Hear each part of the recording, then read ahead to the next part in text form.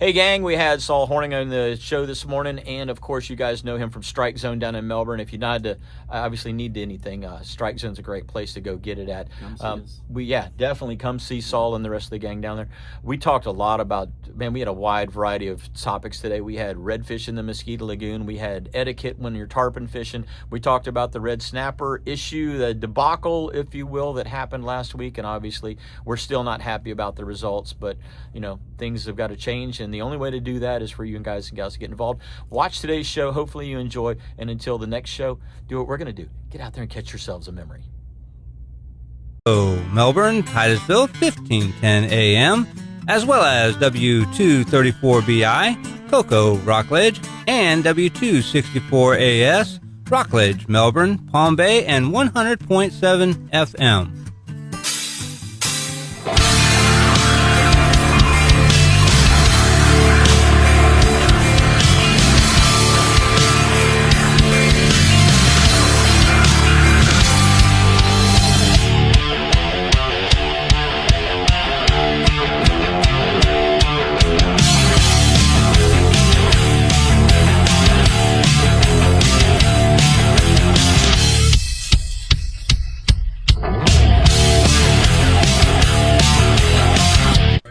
Well, good morning, everybody. We appreciate you tuning in right here every Saturday morning to WWBC 1510 AM. I'm Captain Jim Ross, and we're going to do this thing that we call Catch a Memory for the next couple of hours here. And we appreciate you guys and gals joining us every Saturday morning. Those faithful listeners out there that tune in every week, we appreciate you. Welcome to those of you that are new listeners to this show. Maybe you just stumbled across it for the first time or something like that. We appreciate you guys and gals joining in as well.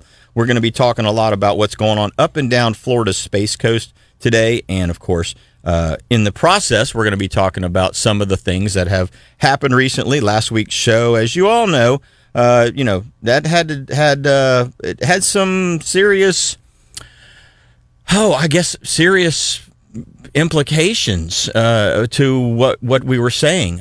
There's a lot of talk, a lot of buzz out there on the street here this week about the show last week and what we were talking about. And of course, we obviously want you guys and gals to get involved with the show. And I'm proud to bring this show to you guys. And hopefully you guys are enjoying the listening and the conversation and the points of view. And if you have a point of view of your own, I'd love to hear it. Give me a call here, at the studio, 321-632-1000. You can get us right here at 632-1000. Call in and talk about what kind of things are concerning you or what you've been out there catching. We love to hear about that. So we got first timer on the radio show. Saul Hornung. I'm telling you, Saul, it has been way too long. It's been a long time coming to get you into the show, and I don't know why we haven't hooked up before, but somehow we just never did. But I'm glad that you came in this morning. I appreciate the offer and the invite. It's a pleasure to be here. Well, we got a lot to talk about. You are an avid fisherman, obviously, like myself. You're out there all the time. And then you have a kind of a unique perspective because you also work at a retail shop. You work at one of this show's sponsors, Strike Zone. Exactly. And, that's a fun job in itself. It's not even a job. It's really fun. I don't even consider it a job. I had my own business for 30 years, and that was a automotive repair business. And so now I know a guy. You do, but not much anymore. I can show you a guy. You're not turning wrenches anymore. No, I can tell you of a guy. So let's put it that way. But yeah, I did that for 30 years, and that was hard work. Very, very hard, hot, stressful work. Yeah. But what I do now? When you don't have to go to work, when you get to go to work, it's never a job. It's never a job. No. Yeah. That's what I love about what I do. Mm-hmm. Yes, I'm busy all the time. Yes, there is every single day of the week, there is something that I'm doing in relationship to my job to make sure that my job runs as smoothly as I can make it run. Right.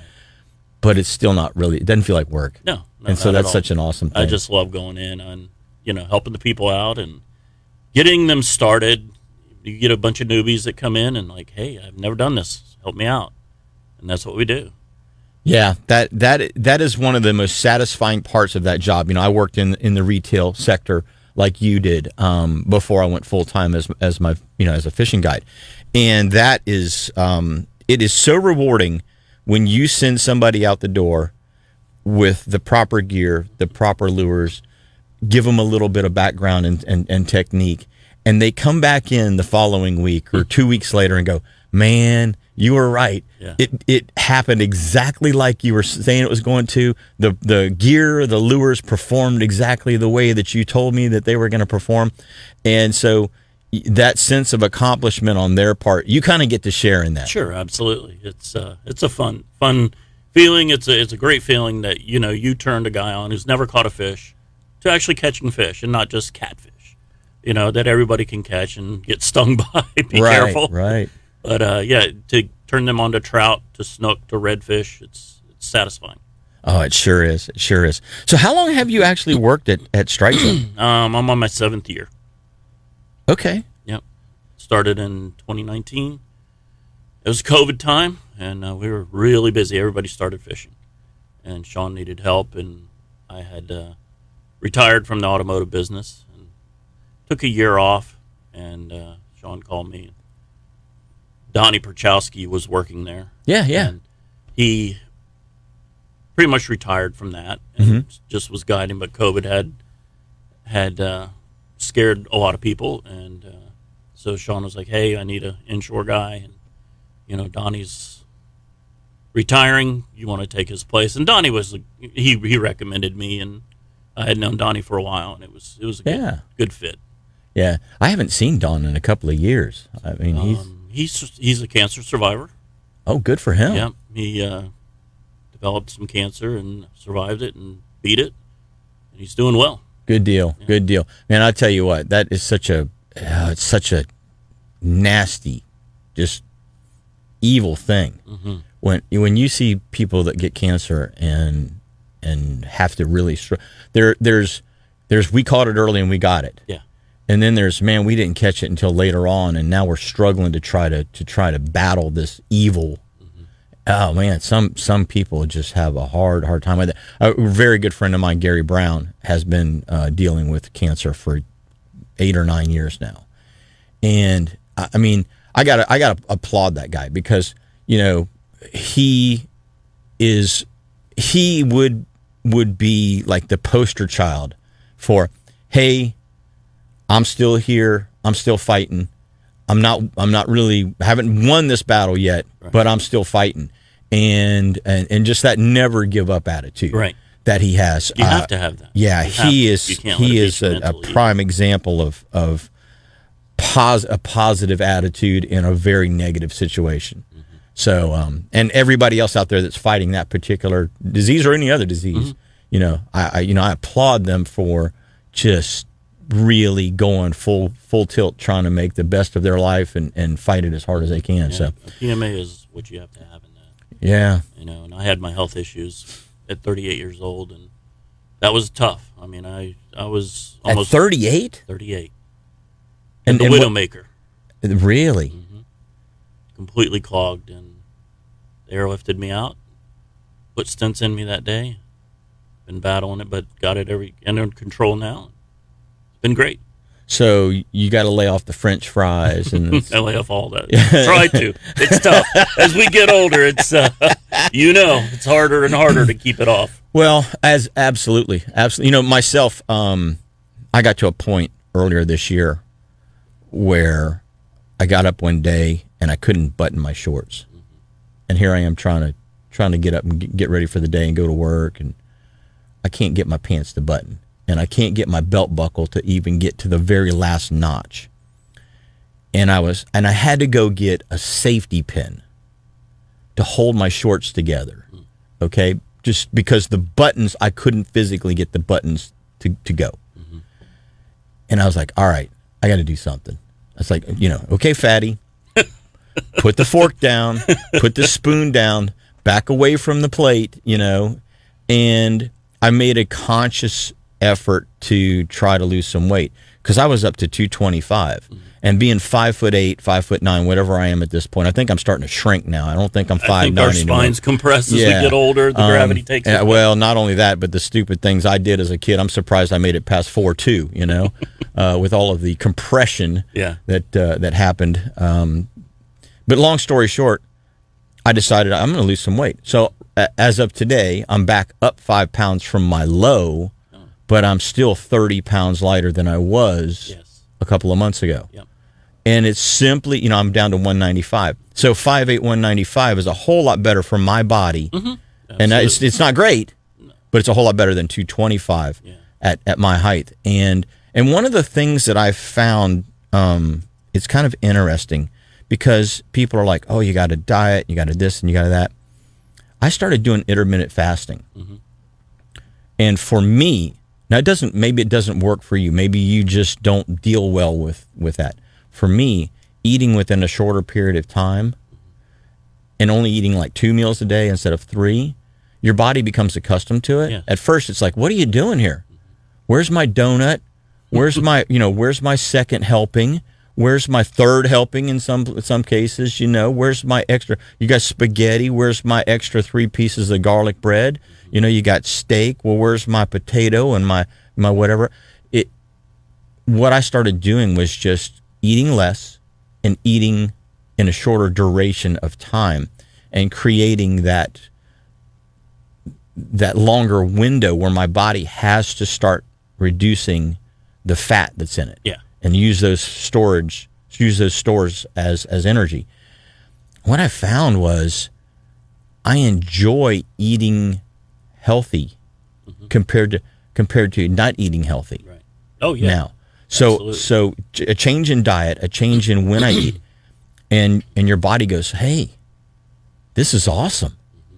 And so you don't realize how kind of out of sorts you can get and how out of touch with your body you can get until you start paying attention to it and start eating healthier. Instead of picking up that bag of Doritos, you eat an apple. Instead of drinking that Coca-Cola, you drink just some flavored water, like just some lemonade or tea or just things, just slight changes, just slight modifications. And it's amazing. I really have always loved fruit. So eating blueberries and blackberries and things like that in conjunction with some cottage cheese. It's amazing how that's almost a treat. Yeah. Once you kind of dump the sugars and you quit eating the brownies and the chocolate chip cookies and the double stuffed Oreos and all of those things that we all love to eat, once you dump all that, and you start going back to things that are natural sugars and naturally sweet, your body's like, man, this is a way better deal. Mm-hmm. Yeah, it tastes better. Yeah, it really does. And I found, you eat clean for 2 or 3 weeks, and then all of a sudden you go get a cheeseburger and fries, or you eat some pizza, and your body goes, dude, what the heck are you trying to do to me here? Yeah. Like you have a couple of pieces of pizza on Friday night, and you try to wake up Saturday morning, and it's like you went drinking. Yeah. Your body's like, what are you doing? You're hurting. Yeah. You're hurting. And so when you realize that some of the things that we all love and we all take for granted actually aren't doing your body all that good, and there's other options, man, it's a change of mindset as much as it is anything. And so now I'm completely happy eating less, not craving stuff all the time. Mm-hmm. It's a win. Yeah. So I would recommend anybody out there that's struggling with that type of thing, just say to yourself, okay, I'm just going to cut down on the processed foods and the junk, and I'm going to just start eating fresher things. Mm-hmm. And man, your body will respond. Yeah, definitely will respond. Oh, for sure. So good for you on having that with your stents and everything else. Do you find yourself still craving those things? Because I know I do. Oh, absolutely, 100%. And it's tough. I'll have my pizza. I love my pizza, and I love my chicken wings. Oh, chicken yeah. Wings it's just, I'm a diehard wing guy and love them, but I've limited. When at my most, I was eating 20 wings in one sitting. Right. And now I'm 8 wings, and when I eat it, it's in moderation also. Exactly. And one of the things that I really love is fish, and you can eat, it seems like, all the fish you want, and you'll still lose weight.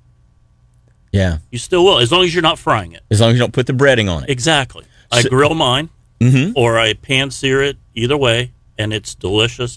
and I'll eat a bunch. I'll weigh the next day, and I'm lighter. Yeah. Yeah. It's a good healthy thing. Well, speaking of eating fish, there's a lot of fish that we're getting ready to come into. Actually, we've already started. The tuna bite is going offshore.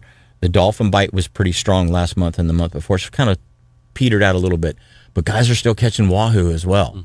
So there's still plenty of things to talk about that can put on the grill, or you can put in that pan and sear it. And we're going to get to that just after this message. Don't go away. Myself and Saul are going to be right back after these messages.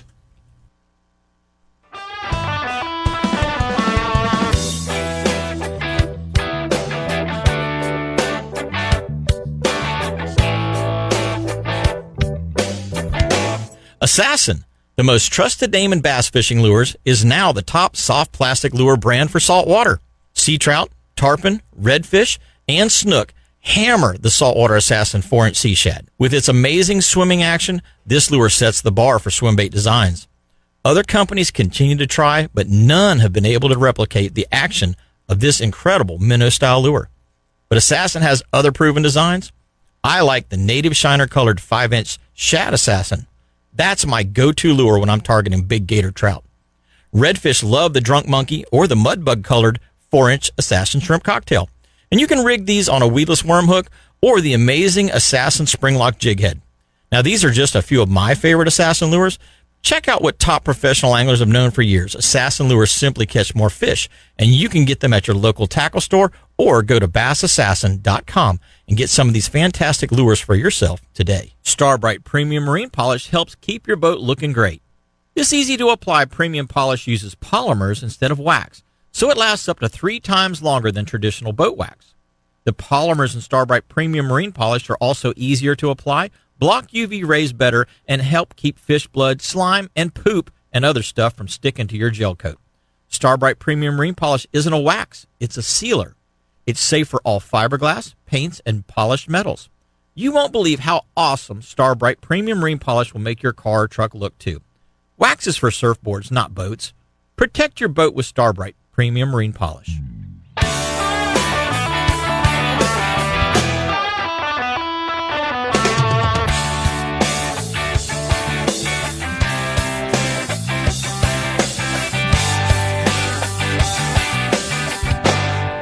Hey, how did Anheuser-Busch do it?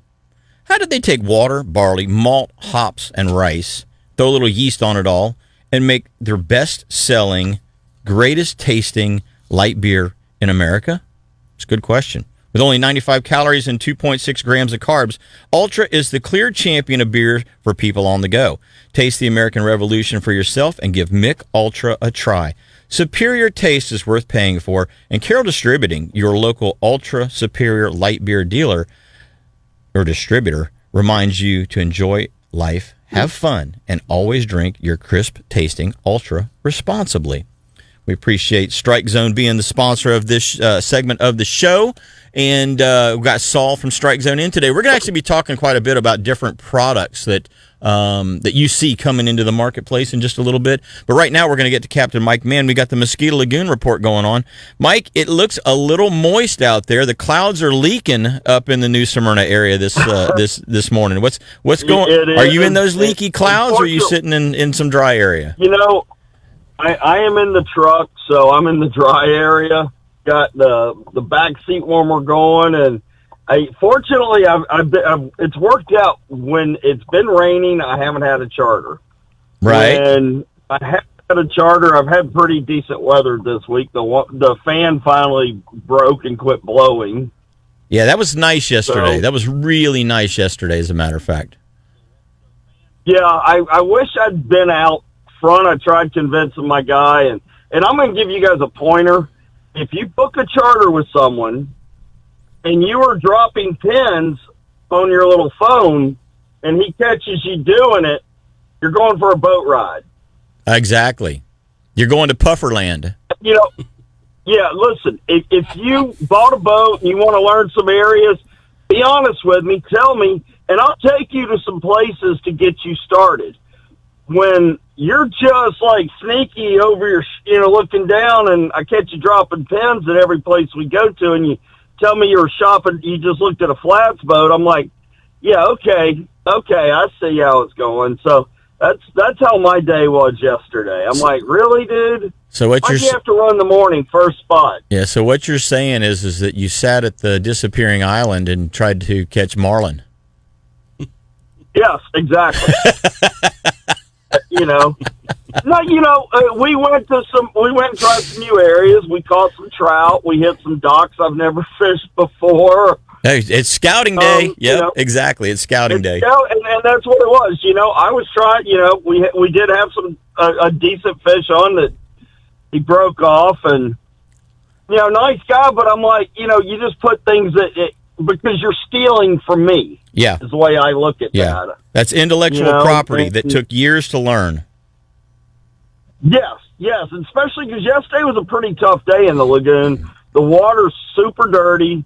He didn't want a tarpon fish, which I'm on good tarpon, and I'm not on. I'm on an okay trout bite, but the redfish were super skittish unless you wanted to sit there and throw chunk, and it was a little too calm to really, if you're not a good caster, it was a little too calm to try and sight cast. Gotcha. In the little bit of clean water I found. Mike, it's interesting you say that the water's dirty because just 2-3 weeks ago you were talking about how beautiful the water was in the Mosquito Lagoon. And now we've started to get a little bit of an algae bloom in there. And it's basically pushed from the south end north. I hate to wish a hurricane on us this year, but another one punching through and breaching the barrier island and around Eddy Creek wouldn't hurt my feelings. No, nor mine. And there's a lot of there's several people that would run the Mosquito Lagoon. It would kill all the wildlife in there. The West Coast has had barrier islands forever. The East Coast, there used to be an inlet down there. Anybody who knows the old history is there used to be other breaks in the barrier island that allowed water to kind of become cyclical and flow in a circle. Well, it's exactly, if you look at the entire coast from basically about Sebastian north to New Smyrna, you can see where inlets have punched through and then healed back up. And then another one punches through, maybe another year, and then it heals back up. You can see every point at which there was a breach, and depending on the amount of flat and the amount of islands just inside or just west of the barrier island that there are, that depends on how long that breach stayed open to be able to transport sand. In most cases, they're very small, but in some cases, like Cocoa Beach, Thousand Island area as an example, that was an extensive breach that stayed open for a long time to create all of those islands and all of those huge expanse of flats and move sand around. Now, obviously, this was a long time ago, but it does happen, and it's what this lagoon needs every so often is a little breach. A lot of people argue for open inlets like Sebastian Inlet. And honestly, that's not the best case scenario for our particular lagoon situation, because if you look at Sebastian Inlet, yes, there's some grass there, but no, there's not nearly the grass that there is in other areas of the lagoon system, because the constant flow doesn't allow for the seeds to propagate in the soil. It just keeps moving them around, and they can't actually plant themselves and grow. So a push through the barrier island and then a healing effect, and then that allows the grass seed to then take hold and spread. And that's really the way that this lagoon works best. So open inlets, everybody, advocating for an open inlet. I agree. I don't think they don't understand the way that this inlet works, the way that this waterway works. And yes, I understand flush the stuff out. I get that, but it's still not the best case scenario for where we live. No. What we need is the 4 breaches we had from Hurricane, Nicole. If they'd left them alone, they would have filled in a little bit. Then you get a big nor'easter or a big flood tide, with a flood tide or a king tide, it would flush back through, it would wash it around, and then like now we're getting low water. it would fill back in a little Yes. bit. Yeah. They Heal itself. My understanding is NASA actually came in and filled those back in. Oh, they did, absolutely. Then they put those I don't know what you call them, silt fences almost. They put those fences up there to help hold the sand in place. Yeah, and if they just left it alone, and that's the problem is man tries to change Mother Nature, and Mother Nature is a much bigger force than we will ever be. She wins So every time. Yeah, and she tries healing herself, much to mankind's trying to do it himself, and it's like just when that happens, if they just left it alone, 2 weeks ago when we had all those northeast or southeast winds and we had those big crashing tides coming up, you know what it would have done? It would have flushed some fresh ocean water in, pushed it up, and it would have been circular, and we would have clean water right now. Mm-hmm. Yep. Yep. And that's our grass came back over the winter and the spring, over the winter of 22, 23, and the springtime of 23, it really took off.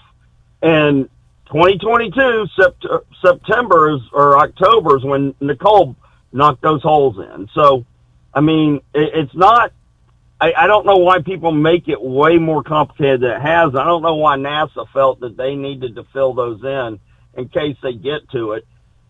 It's not like it was a roadway. Well, the one spot that I know that they filled in it was right there at Eddy Creek boat ramp and the bathrooms and stuff right there. The other areas, you're right. I think they could have left them alone, but that one area, it kind of was impeding all of the access to the north part of Playa Linda. So the sand that was transported through there, the sand was all the way up to the doorknobs on the bathroom. I mean, it moved a lot of sand. Oh yeah. And but other than that spot, I think you're right. I think they could have just left it alone. Yeah, and unfortunately, I don't think we're going to get any hurricanes affecting us this year because we had an El Nino again. I think it's going to be a kind of a funky weather year. It's already looking funky. I mean, we had 2 weeks of southeast winds that were just cranking. And now it's kind of switched more, we got a few days of west, southwest.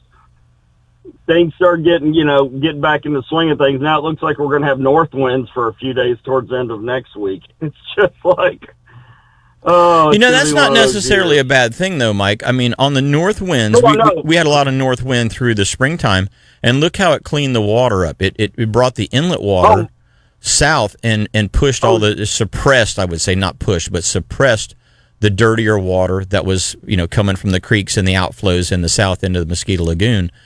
And I think a little bit of north wind actually probably will help because, first of all, cleaner water is going to allow the grass to grow a little better. And second of all, when it comes to sight fishing, obviously, it makes things much easier to sight fish. Yeah, I don't know if it's going to be a long enough period of well, we got northeast 10 to 20 on Wednesday, supposedly.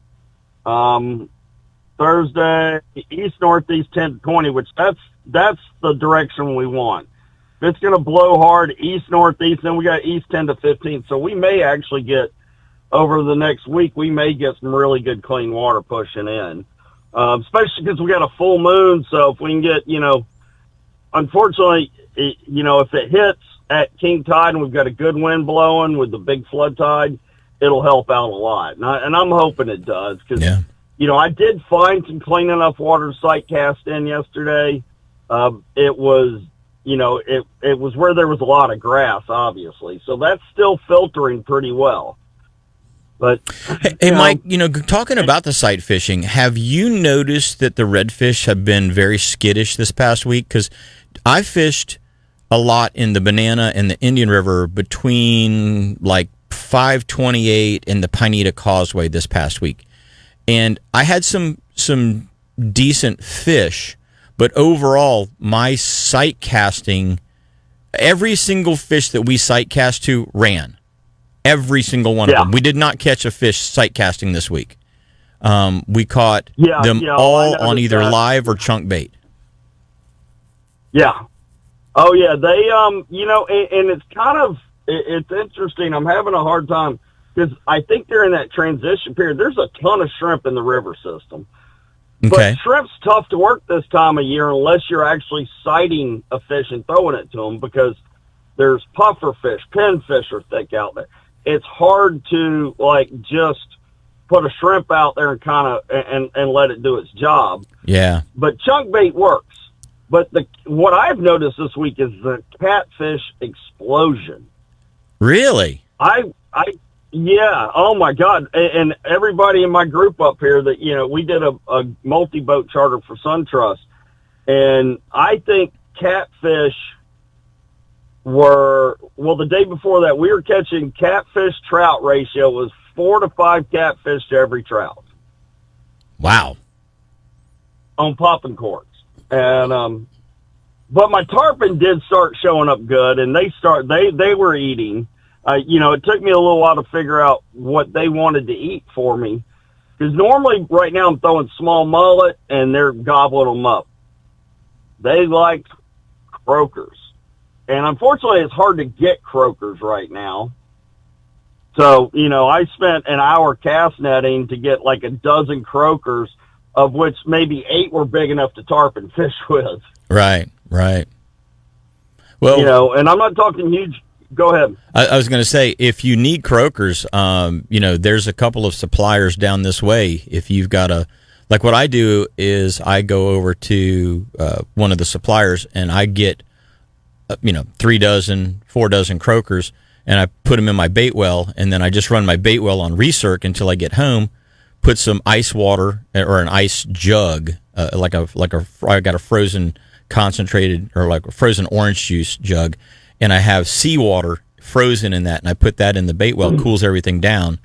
I put a little prime in there, which Captain Greg Lund showed me. It's a great product called Prime that helps protect the fish, the slime coat on the fish and everything. And then I throw an aerator bubbler in there, and they'll stay overnight just fine. So if you need some, let me know, and you can drive on down and get some. I've got a couple places you can get them here, but they're $3 a piece. and I would be honest with you, I don't, unless it's, when I was getting pigfish, they were caught the day before, kept in a trap, and then got them, and the guys just aren't getting pigfish yet. And I'm catching some croakers. I like them, especially for the tarpon up here. I like them. I caught them that morning, and I'm using them. Yeah. Because they're so much more active, and I get a much, much better bite. But no, I've got a couple guys that are running. They're just not catching a whole lot yet. And I think some of that's the water. I think that'll settle down over this next week or so. It'll kind of start getting back to normal, hopefully. But well, let's keep our fingers crossed. And I've got an offshore on Tuesday. I'm off for the weekend, and I've got an offshore on Tuesday, and then I think I got the rest of the week off, and I'm going to enjoy a little downtime before summer really gets kicked in and the tarpon season. It's funny, all the West Coast guys have been on tarpon season for a month and a half, 2 months now, and mine's just now starting to kick off. Well, hopefully mine will too. I mean, we've got a few places, but it's been a little tough. Well, Bud, we are up against our next break. How does somebody get a hold of Captain Mike, man, to go get some tarpon or anything else in Mosquito Lagoon? Yeah, I've got days open in June. It's starting to fill up a little bit. You can give me a call at area code 386-295-5991. You can go right to my website, fatfishguide.com. You can book it directly through there and pick the day you want. You can follow me on Instagram and Facebook, CAPT Mike Man with 2 N's. Guys, get out there, catch a memory, have a great weekend, and try and stay dry. All right, buddy, you too. Yeah, keep that slicker handy because you're going to need it. Yes, sir. Take care, Mikey. Take care, guys. Hey, gang. Captain Jim Ross here. Saul Hornung and myself are going to be right back after these messages, so don't go away.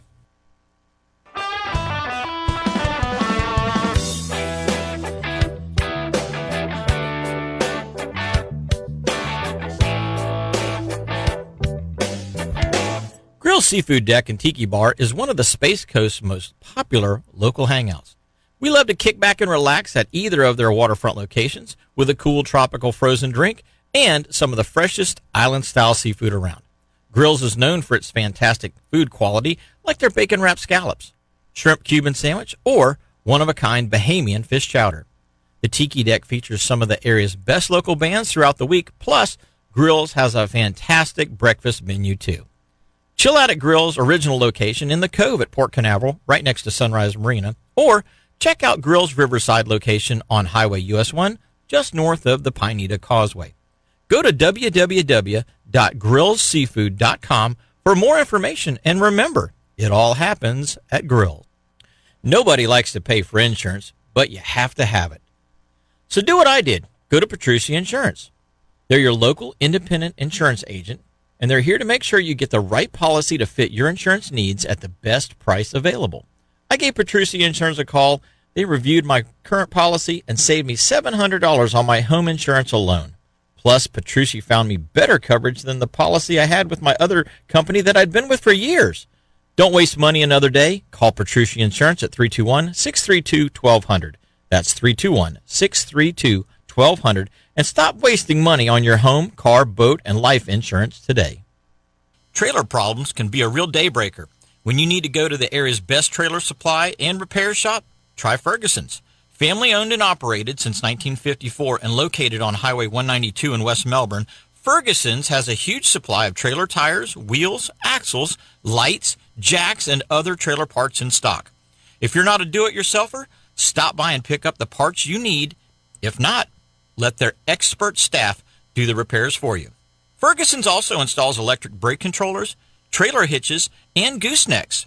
They have a full line of automotive and marine interstate batteries, so if you need a trailer maintenance, repair part, or a new Continental boat trailer, go to the best trailer shop on the Space Coast, Ferguson's. Check them out at fergusonstrailersupply.com or call their shop at 321-723-5425.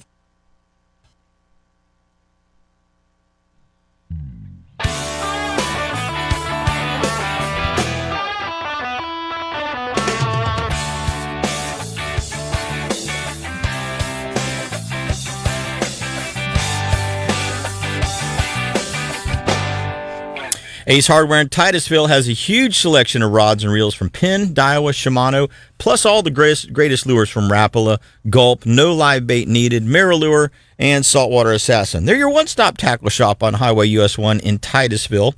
They've also got a great selection of Yeti coolers and accessories, all sorts of boating supplies, and an entire wall of sunglasses to choose from.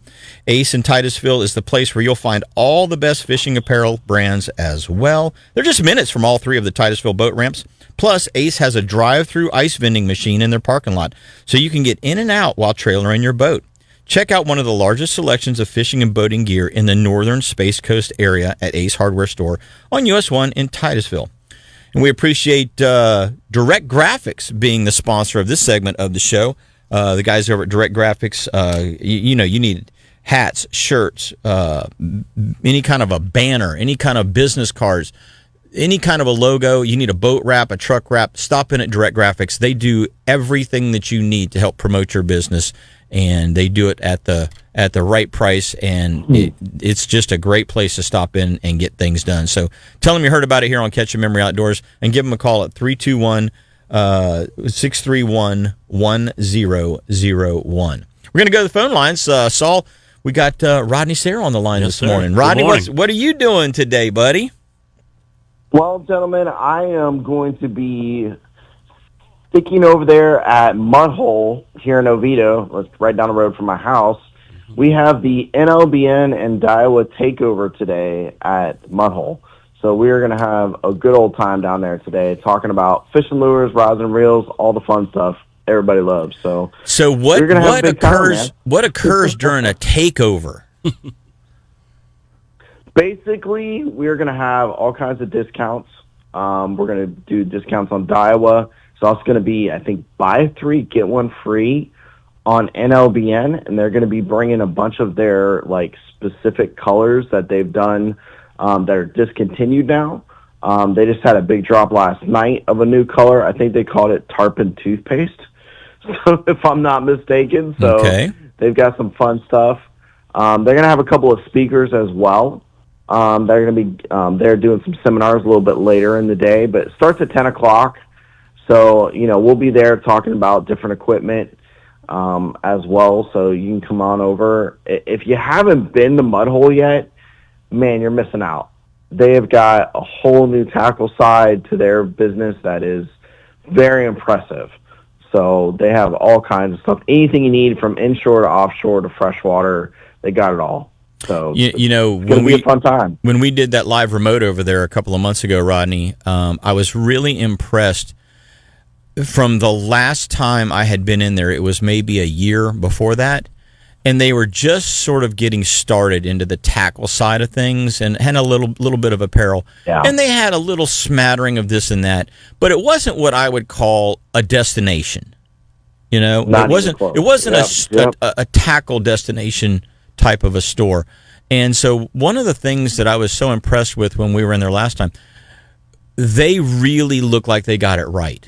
Everything that you walk past on those shelves, it's not one of those, I wonder if that'll work kind of thing. It's like, those work.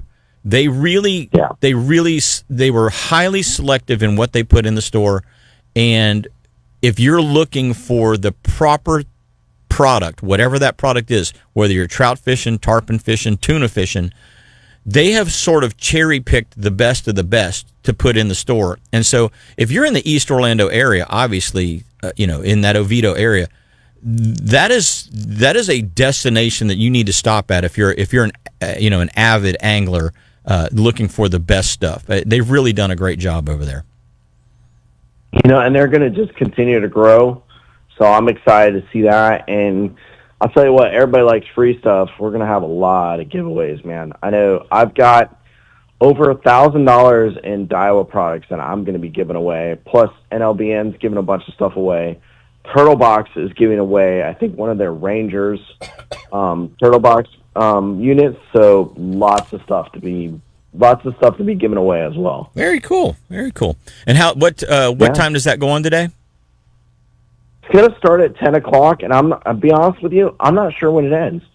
I think we're going to be up there till at least 1 o'clock, maybe a little bit later. So okay. Well, pretty good thing to do on a rainy day because you can't really, right? Not that you can't get on the water, but it's a good thing to do on a rainy day.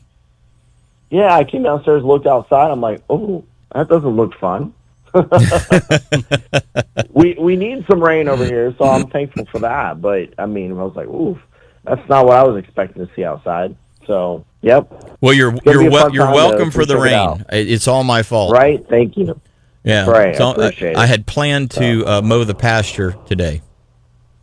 Oh, yeah. You're going to have some tough times today with that. Yeah, so you're welcome for the rain because it realized that I was trying to actually accomplish something. So, well, I hope to see all the listeners out there. Come up and check it out. And if you get a chance to come by and say hello to myself, I'll be up there kind of running around. So, just look for me. I'll be the one wearing a Daiwa shirt. So, sounds like a plan, buddy. Appreciate the call this morning, and good luck at the event. All right, guys. Appreciate it. We'll talk to you soon. Take care. Bye-bye now. Yeah, we've had those events at the store, and they're amazing. You had one, a couple months ago, That was our second one. First one went over real well. Second one, same thing. It's a good company. NLBN produces a great product. We stock all of it. I really like their jig heads. Yeah, the jig heads are really It's nice. hard to find a good quality jig head. They use a great hook, that BKK hook. And, yeah. They've got a new product out, and it's going to be the 3-inch straight tail. And like a dart style bait. Yeah. Action. Wow. Yeah, in those, you look at them and you don't really think that they do much, but when you learn how to use one, because I started off using the Little John a little bit, and I'm like, wow, I really kind of like this. And then Assassin came out with that straight tail of theirs, that little P&V, and I was like, oh, I really like this one. And I think the difference in the two, even though they look very similar, dart style bait's a dart style bait. It's like, you can't do a whole lot to it to make it a whole lot different than the other. I think the difference is the softness of the plastic. The material that's used. The harder ones have a little more of a corkscrew effect to them. The softer ones still corkscrew, but they have a little bit of flutter. Not necessarily a tail kick like you would think of a paddle tail kicking, but there's this shimmying or fluttering effect that I see with the Assassin product, and I'm like, oh, and the fish really like that fall. They like that little additional action, and so a lot of times when you're looking at different bait companies, and of course trying the NLBN one, we'll see how that one does as well. But a lot of times, at first glance, there is no noticeable difference from one company's product to another company's product, and so until you really get out there and use them, you don't really know. But just those little subtleties oftentimes are the difference between getting the bite or getting a more aggressive bite, rather than having a fish just kind of go, I'm not sure if I'm going to take that or not. So the colors that they produce, you'll look at it and you think, oh, it's just the pink one. You drop it in the water, and the tail now is fluorescent blue. It refracts the sun so in a different fashion. Yeah. And the color, you're like, whoa, look at that. That's a bright color that's you don't see out of the water. Right. You put it in the water, it's a totally different. It's like a redfish's tail. Yes. A lot of times when you or any kind of fish's tail, really, speckled trout, you put them down in the water. Bluefish is another great example. A bluefish has much more blue to him in the water. Yes. You pull him out of the water and he looks kind of grayish. Yes. And it's amazing. You pull a redfish out and the tail is blue, and you leave him out for a few seconds and it's gone. Yeah. You're like, oh, I wanted to get a picture of that blue tail. And you're like, wait, where did it go? Where did it go? Yep. Yeah. Yep. Well, guys and gals, we're going to take our next break. Saul and myself are going to be right back after these messages, so don't go away. We got more Catch Your Memory coming at you right after this.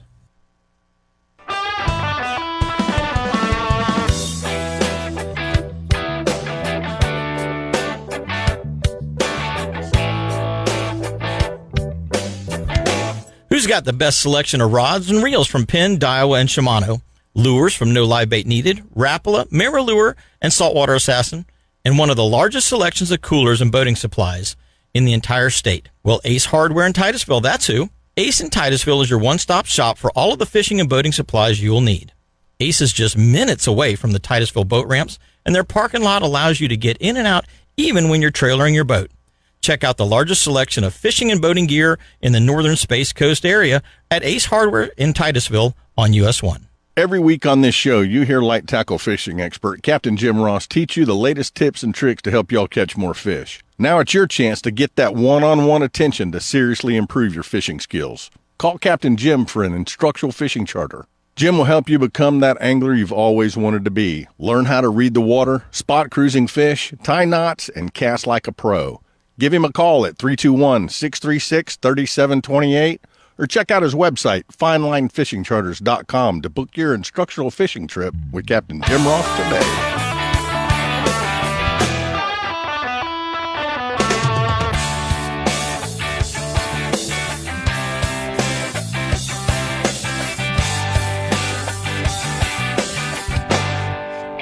For over 40 years, Bud Light has been enjoyed at backyard barbecues, pool parties, and sunny days at the beach. And, of course, celebrating your personal best catch with friends, that's always a fun thing, because there aren't any artificial flavors or preservatives. The clean, crisp taste of a cold Bud Light shines through and goes with just about everything you do.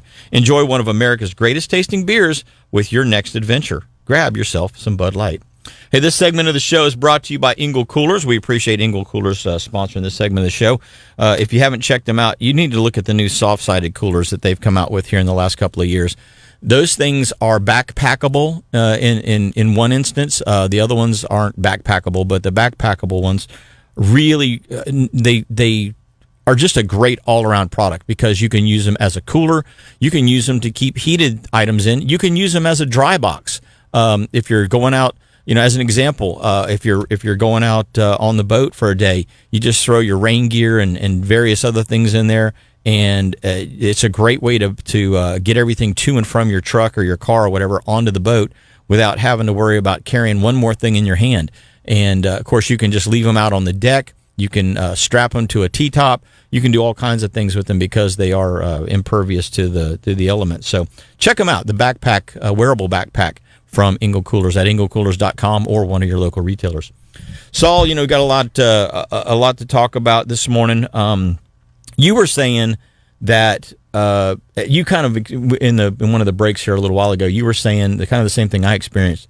Sight casting to redfish this week was very difficult. Very difficult. We had talked about sighting a redfish 50 yards down. You're thinking, oh, I got plenty of time to get up on him. All of a sudden, you just start seeing him booking it. He's just taking off. So you just take your long cast. Maybe 1 out of 10 will bite. The rest of them are just scared to death. So, we had a banner day yesterday. I had 15 redfish in a 3-hour period. Nice. Yeah, it was, Mr. Tuesday. He was with us. Right. Norm. And, all from 26. Mr. Tuesday was out on a Friday. He was out on a Thursday. Yeah. Thursday. Yeah. AKA Mr. Tuesday. He's a regular guy that, I've known Norm for since I was in my 20s. Yeah. 30 plus years probably now. And we got on to him yesterday, and they were just, I used that solar lunar table. Yes. And the major feeding time, minor feeding time. I'm a big believer in that. So my app said 9:38 to 12:38. Spot on.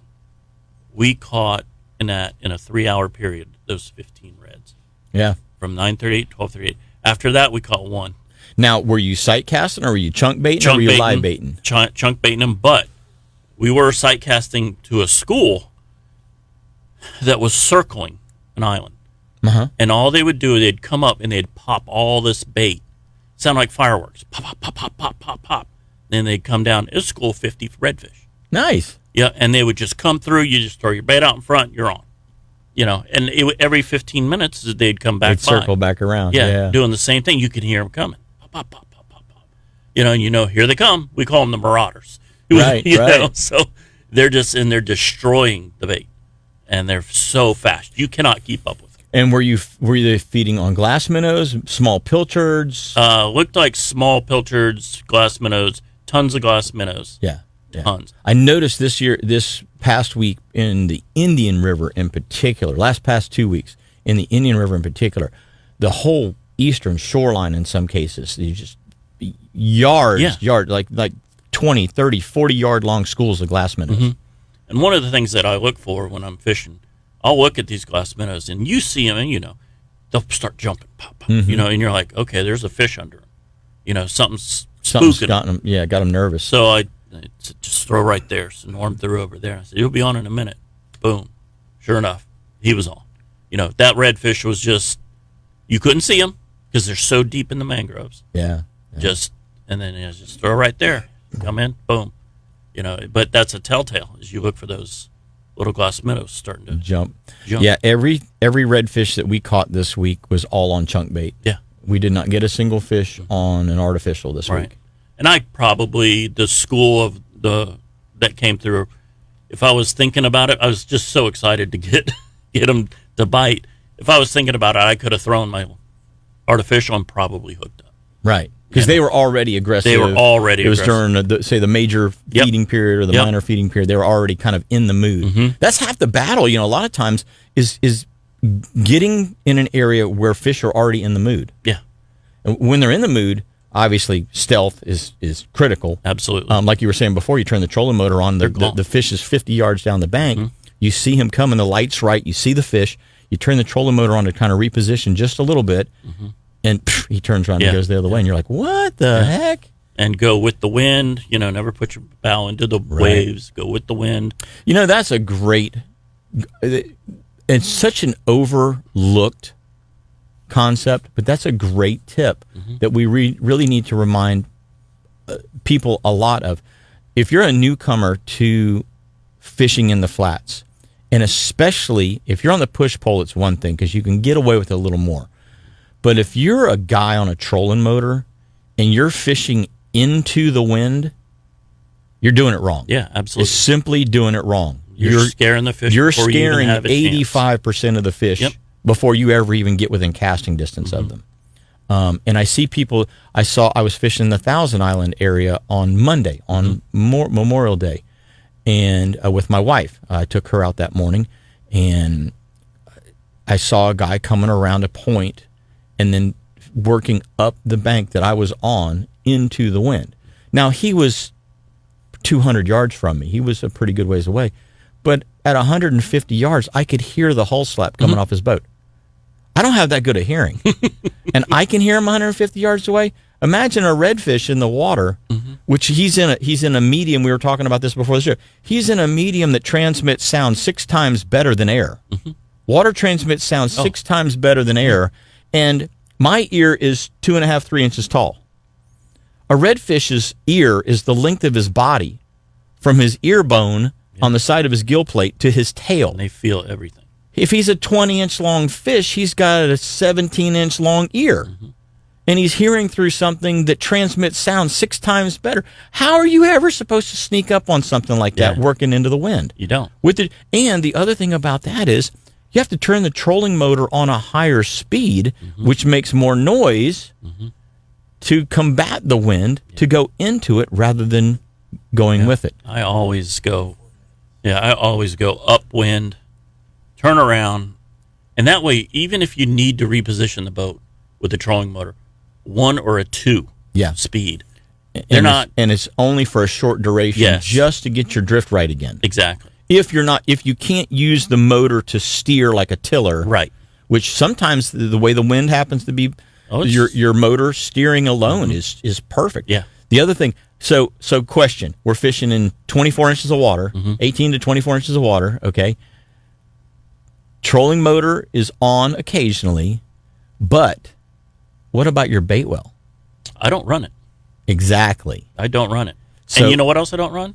My depth finder. That's the next point I was getting to. I turn it off. Both of those things that make noise, that clicking coming off of that depth sounder, and that bait well running. Bait well is. They'll send fish scurrying. Yeah. So guys are like, oh, I like to use live bait. I love to use live bait, but you have to pick your spot with live bait, because if you've got an area where there's deep water near to a shallow water area, you can kind of get away with running a bait well because you're sitting out in the deeper water and you're casting to the shallower water. But if it's all shallow, you're on the flat and it's all shallow, that sound, there's nowhere for it to go. And my bait well, except out, and it just scares everything. And my bait well shoots water, the overflow out the side. Well, that makes noise too.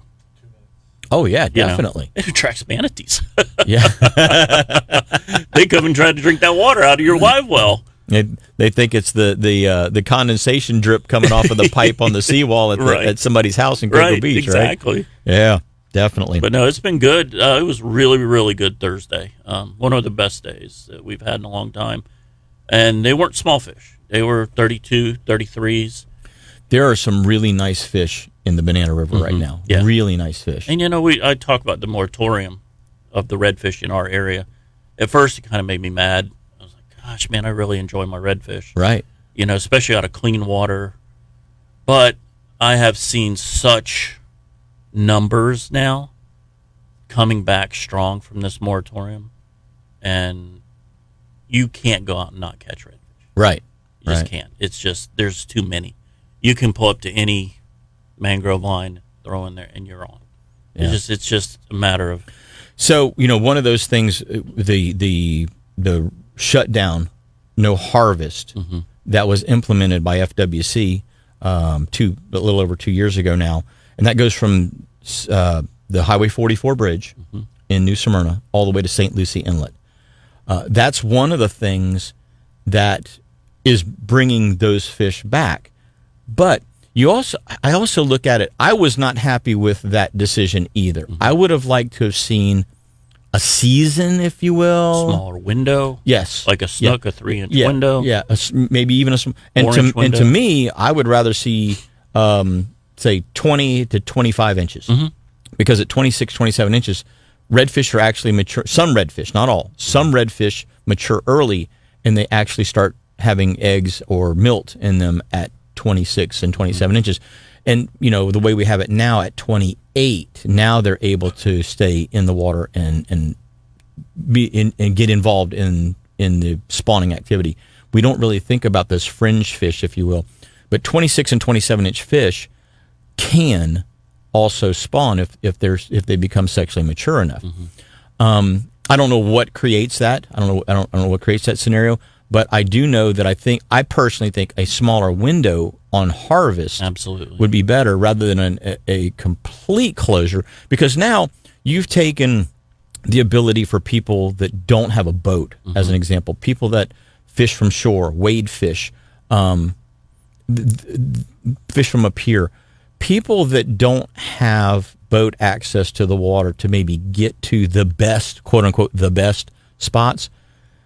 Those people are now kind of shut out from that fishery. And so I felt like that wasn't necessarily the right way to go. Similar to the whole red snapper thing that we've been dealing with. Which is a giant debacle. Oh, my goodness. It's a joke. Well, guys and gals, it's 8 o'clock. We're going to take our top of the hour break. When we come back, we got a whole lot more Catch a Memory. We're going to talk about a whole lot more stuff, so don't go away. Saul and myself will be right back after these messages.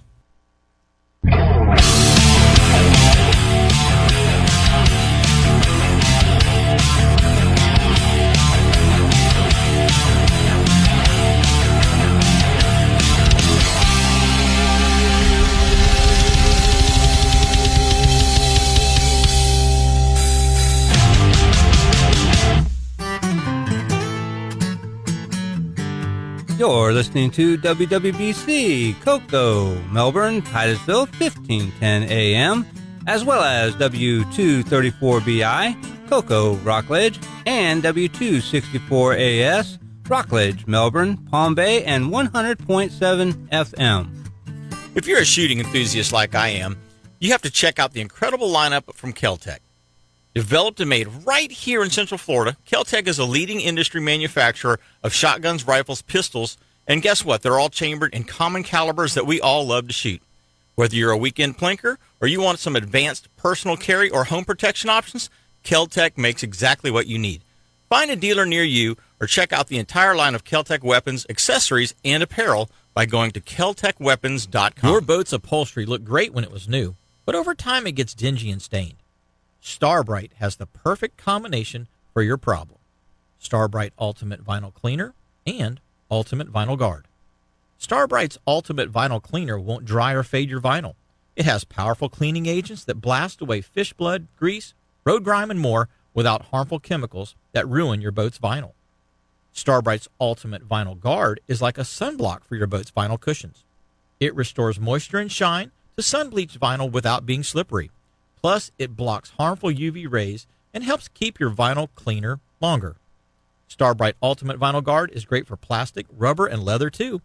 It's ideal protectant for trucks and cars as well. Use Ultimate Vinyl Guard on your car or truck dashboard, seats, and door panels. Heck, you can even use it on the sidewalls of your truck or trailer tires. Starbright Ultimate Vinyl Guard makes all your stuff look great. Batten down the hatches. We've got another great hour with Captain Jim Ross and this week's special guest starting right now.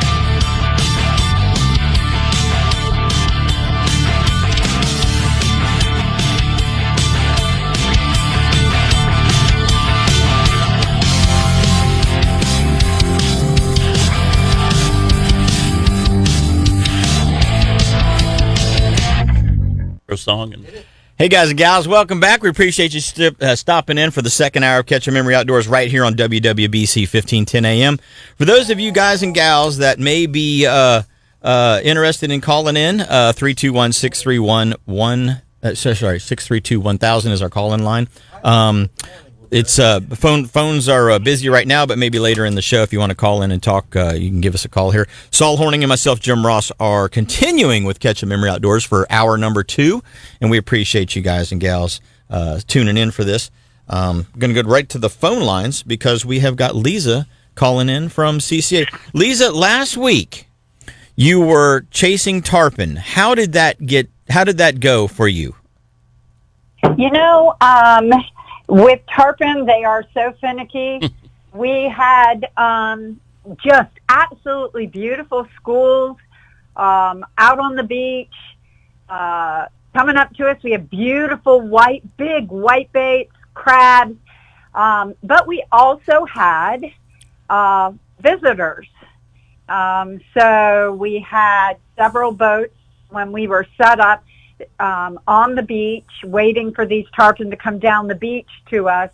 I don't know if anglers don't understand proper etiquette, but here we are sitting, waiting for them, and the boats come around you and cut the fish off before they get to you. And I'm not talking 200 or 300 yards down the beach. I'm talking 80 yards down the beach from you. So all weekend long, it was just one thing after another. We finally did have a couple of opportunities where no one interfered, and those fish came right up, just like they're supposed to, right up the transom, but they just didn't eat. We had whitebait in them, we had crabs in them, and they were interested in something else other than eating. Yeah. That, and tarpon do that. Tarpon do tarpon things. I say that a lot. And sometimes tarpon things don't involve you because they're not interested in anything that you're offering them. That's a fact. No. And, it's okay because I understand that. You just you got to put your time in. You got to be patient. You got to have the right shot. Oftentimes, you think you've got a great placement of baits, and everything's got to click. So, Lisa, talking about etiquette, because obviously we've got twice as many boaters as we had on the water 5, 6, 7 years ago. Boating has exploded across the state of Florida. And etiquette is one of the things that we all need to be more conscious of. Back in the day, when I first started guiding, if somebody was on a flat, you didn't get within a mile of that person because they were trying to work that flat, and you don't know, if you are coming down a flat and you see a boat and you're running to your quote unquote your spot. Maybe they're a quarter mile from you, but they're working from where they are to where they're trying to get to. They've intentionally set up in a certain way so that they can work down an edge or work down a flat or work down a channel so that they have an opportunity to catch fish or in my case, put my customers on fish. And so when somebody drives past you and pulls in front of you 150 or 200 yards up, they don't realize they just destroyed your entire setup. Your whole game plan that you had, they've just destroyed it because you were say on the push pole or on the trolling motor, easing down a flat, being as quiet as possible, trying to sneak through the area and pick off fish as you go. And now they came blowing in on the motor and then shut down right in the middle of maybe where you wanted to actually eventually end up or post up as you were posted up. And tarpon, even though tarpon aren't in shallow water, tarpon fishing is very much like flats fishing in that you have to give those fish an opportunity to come to you unmolested, if you will. Yep. And with people buzzing around you or trying to jockey around you on a trolling motor, it really messes up your tarpon fishing. And we're seeing that more and more on the East Coast now as well. People that are doing that. And unfortunately, it's becoming a problem. And I hate to say that it is. It's a real problem. But it is a problem. It's not like when you're sitting side by side on a jetty, fishing a jetty, where as an example, the Sebastian Inlet, okay? Right. 10, 15 boats will fish the Sebastian Inlet at the same time, and people will all catch fish. Same thing at Canaveral. 10 or 15 boats will sit at the jetty, okay? Those aren't fish that are out in a quiet, undisturbed area. They are used to that. They're accustomed to motor noise. Exactly. They're accustomed to ships coming and going. Mm-hmm. They're accustomed to the wake, the bow push of that tanker or that cruise ship coming through and changing the current. Yes, it's an outgoing current, but a ship goes through and all of a sudden the current completely swaps the opposite direction. They're accustomed to all of those noises and sounds and things of that nature. And so because they're accustomed to it, they will feed. Think of it as the cat, if you will, that is sitting on the corner in downtown New York at rush hour, and not afraid of anything. Not afraid of anything, and you put a bowl of food down, the cat's going to go over and eat the food. Yeah. Not worried about that taxi running by. Yeah, that same cat in the middle of Micanopy on a farm, and you go buzzing by that thing 3 or 4 times with your tractor or your car or whatever it happens to be, that cat's not necessarily going to jump right on that bowl of food. Yeah. He's going to be a little more wary. Nope.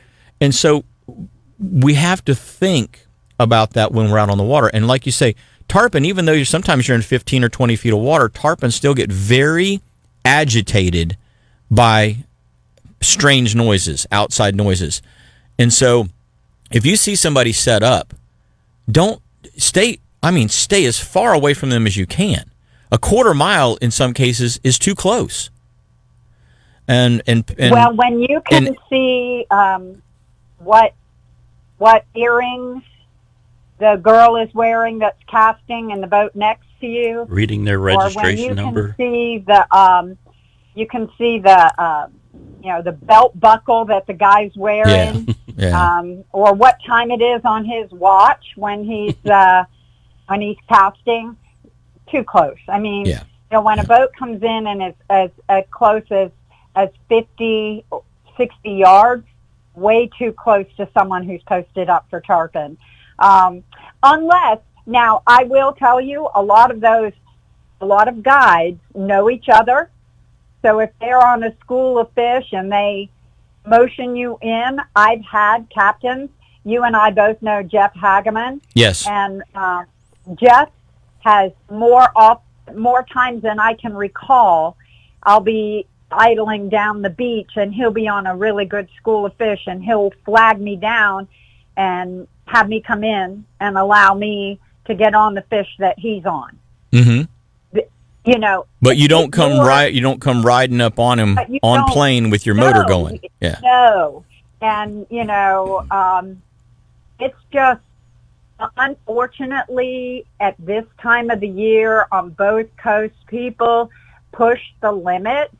And, even then, when we've got our inshore anglers, those guys that drive around looking for fish, and I've been on the push-pole on flats over there in the Indian River Lagoon and in Mosquito Lagoon and have a boat on plane run past me, at 80 yards. Yeah. Well, yeah. I know where the fish are at that point. They're running away from where I am, and where that boat is running. Later, see them at the boat ramp. And I'm on a flat, so I asked the guy, "Hey, why'd you run so close to me while I'm push poling?" And he said, "Oh, I have a permit. I'm allowed to run anywhere I want to." Yeah, just because you're allowed to doesn't make it the proper thing to do. It's not yet. Follow proper etiquette. Yeah. Give people some space. If you see a boat working down a shoreline, give them a couple 100 yards. Don't pull in front of them at 100 yards or 150 yards. They're working down that shoreline. Yes, you probably are going, they know fish are there. You want to get there before them. It's the wrong thing to do. Well, in my book, in the way that I was taught, if somebody's working down a flat and you want to work that flat, but pull in behind them. Yep. Obviously, a couple of 100 yards so that you don't bump their fish, mess their fish up. But get in behind them and work the same flat. If he's working down a flat and working through fish, and those fish are actively eating, when they get to you, and now you've had a 200 or 300 or 400 yard distance between you and the boat that was in front of you taking shots at them, those fish are going to have settled back down for the most part, and you're going to get a legitimate shot at them as well. But to pull in front of that person is just poor etiquette. It's just poor etiquette all the way around. So if you see a guy working one direction or the other down the flat, pull in behind them and work that same flat. Don't try and race them, because all you're doing is messing it up for both of you. It sure does. And, I just say kindness, do unto others as you'd have others do unto you. That's a great adage to keep in mind when you're on the water. Exactly. Exactly. Well, let's talk about being on the water and the Star Tournament and Lisa, the Lots of Spots Tournament is not getting a lot of fanfare, but the Lots of Spots Tournament is one of those fun events that people can get involved with.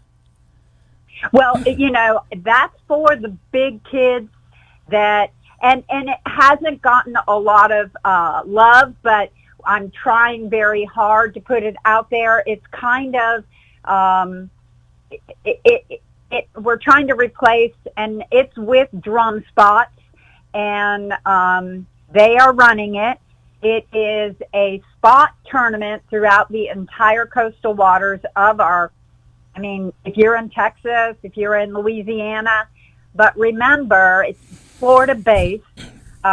We already have some 13 spotters and 12 spotters that have been entered, but it has weekly prizes.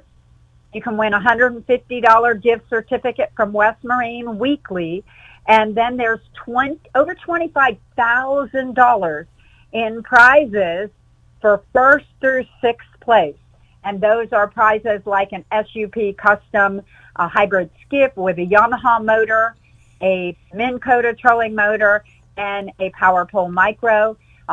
Second place, we've got solid state marine batteries. We have hummingbird units. We have replicas from King Sailfish Mount of your winning fish. There's just so many cool prizes that you can win in this competition, and it's something that is so much easier to catch than potentially a tagged redfish, and that is a redfish with lots of spots. Yep. I had a guy that got one with 8 this week, and I said, man, if you would have been entered in that Lots of Spots event, you would have had a shot at getting, it's a blind draw. You would have had a shot at winning a prize from the tournament. Well, it's not a blind draw. No, not on the Lots of Spots. It's not. Okay. No, it's most spots. So most spots for that week or most spots overall? So most spots for the week. Okay. And then most spots overall. So let's say this guy that's in first place this week, he has 13 spots. If at the end of the tournament his 13 spots holds up and puts him somewhere in sixth place, he will also win again. Oh, very cool. Okay. So I misunderstood that. Yeah, I didn't know that. It's most spots weekly, and then most spots at the end. So like last year. Last year, first place was one with 32 spots, and third place was 30 spots. We had 2 fish that had 30 spots. But that fish cannot be over 27 inches. Okay. And so how does somebody get involved with either the Star event, or if you sign their kids up for the Star event, or the Lots of Spots tournament? So they would go to, for the Star competition, they're going to go to CCAFLSTAR.com. Read the step-by-step instructions, which will give them how they register, what they need to do next, which is they need to get the identifier from West Marine Academy, a couple of your other stores over there, Titusville Bait and Tackle, Strike Zone, all of the different stores over there have them.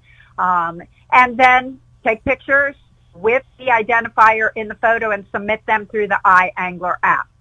For Lots of Spots, you're going to go to the iAngler Tournament app, select, search, put Lots of Spots, and it will come up and allow you to register. And then you can enter your fish as you catch them. Fantastic.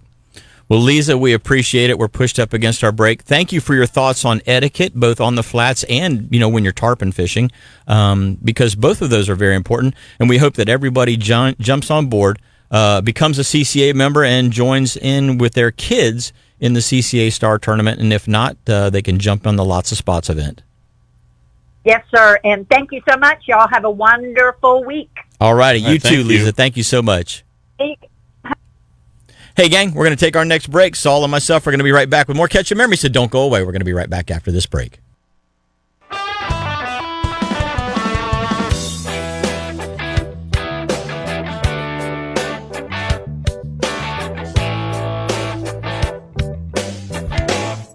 Greasy smears, fish blood, dirty footprints, and spilled food all create a mess on your boat's deck.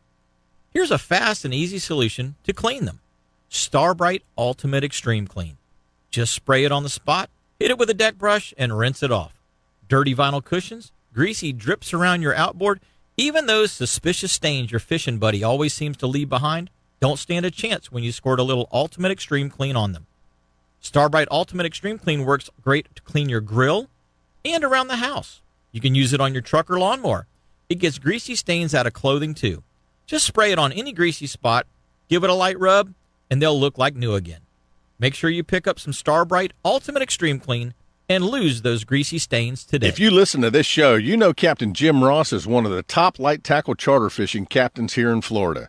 Jim's been fishing these waters on the Space Coast his whole life and has been a full-time captain for almost 30 years. In that time, Jim's clients have landed thousands of personal best catches, including giant tarpon, redfish, and snook, plus a few massive black drum. So if you're looking for an incredible adventure, book your next charter excursion with Captain Jim Ross. It's simple. Go to finelinefishingcharters.com, click the reservations tab to see Jim's available dates, book the type of trip you want, and get ready to go catch your next memory. The most trusted name in bass fishing is also the top soft plastic lure brand for saltwater species. Sea trout, tarpon, redfish, and snook can't resist a saltwater Assassin 4-inch sea shad. Its amazing swimming action sets the bar for swim bait designs. Others continue to try, but no one has been able to replicate the action of this incredible minnow-style lure. But Assassin has other proven designs. The native shiner-colored 5-inch shad Assassin is my go-to lure when I'm targeting big trout. Redfish love the drunk monkey or the mudbug-colored 4-inch Assassin shrimp. And snook and tarpon love their new little P&V dart bait in watermelon red flake or Houdini colors. You can rig these lures on a weedless worm hook or on the amazing Assassin spring lock jig head. So these are just a few of my favorite Assassin lures that help me and my customers stay happy. Check out what top professional anglers have known for years. Assassin lures simply catch more fish. Stop in your local tackle store or go to bassassassin.com to check out this incredible lure for yourself.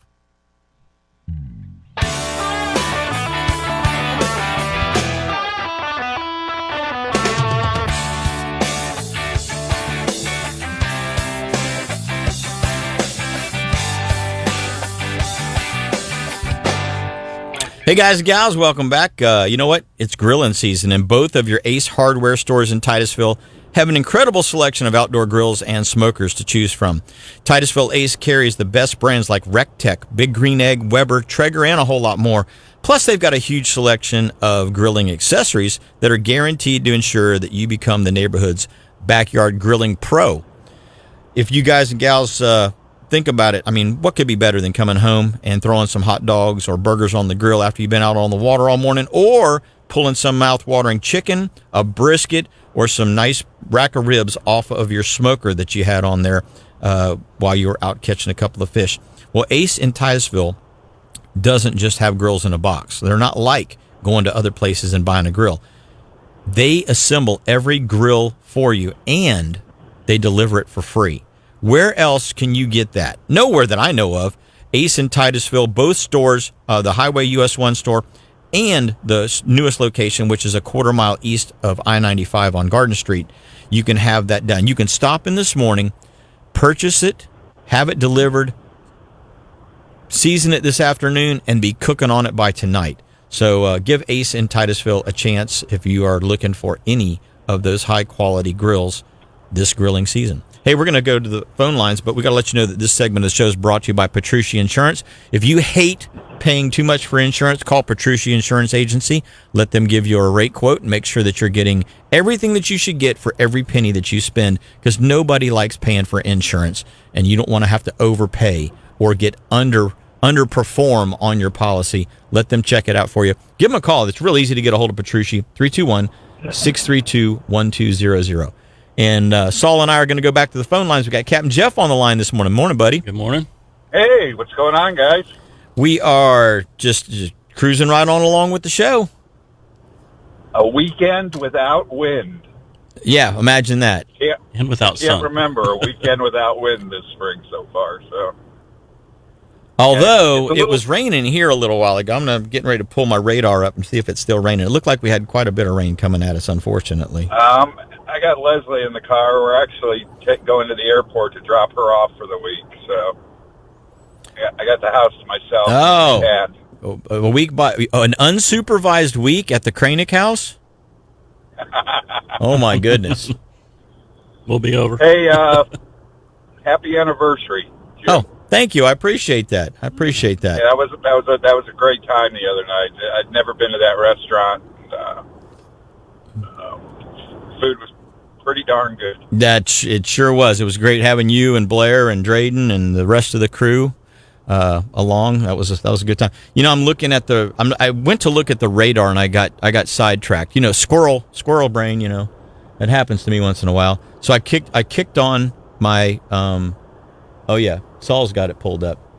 It's a little bit down to the south of us and a little bit more coming in from the north, but it kind of dissipated a little bit what was coming across the Space Coast earlier. So I pulled up my game camera instead, and I've got 3 turkeys on my game camera right now. Yeah, that's what you're saying. Yep. So they're in there sniffing around. Oh, and a deer in the background. There we go. Look at there, Saul. Got a deer walking in the background and 3 turkeys in the foreground. Is that 2 deer? You got 2 deer. Well, I don't know. I just saw the one. Yeah, you got 2 of them. Got 2 of them back there. Anyway, looks like a good time to be at the feeder this morning. And here I am at the show. What's that, buddy?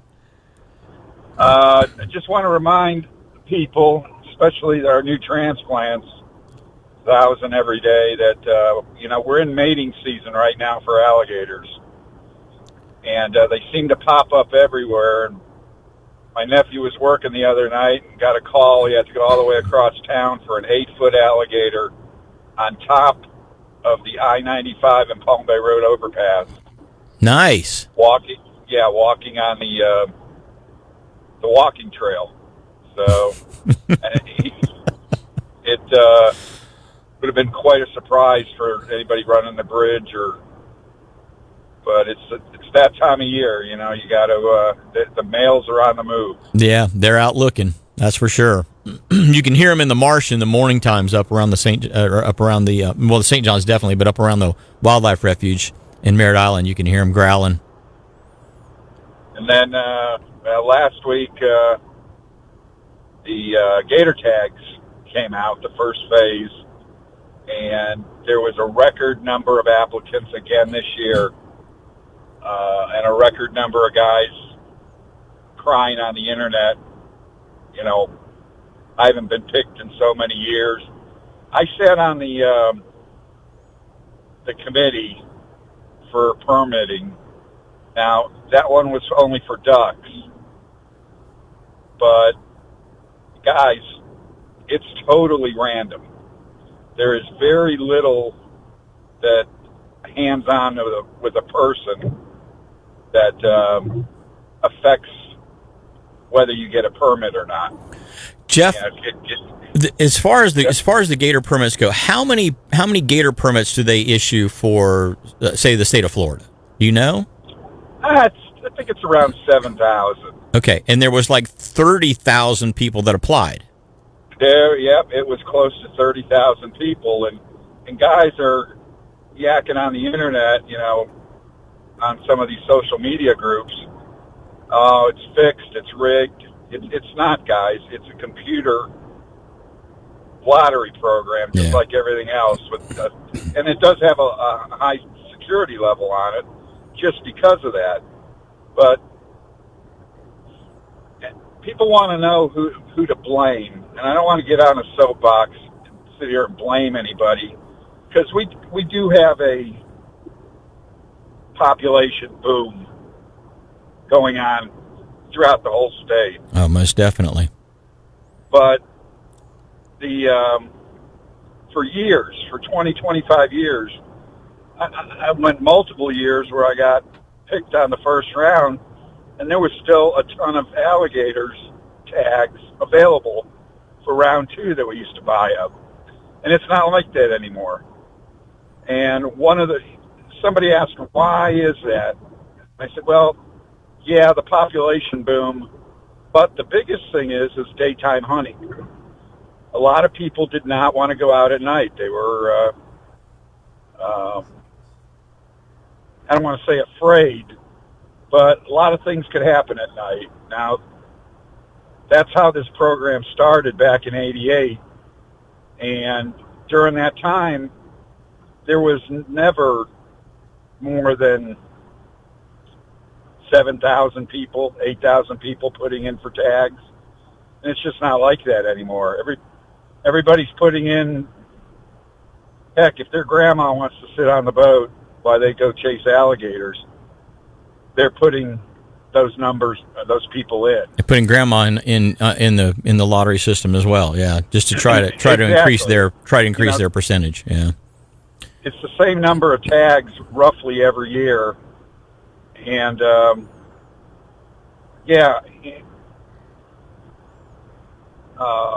they're also blaming, the rash of out-of-state hunters that are putting in for tags.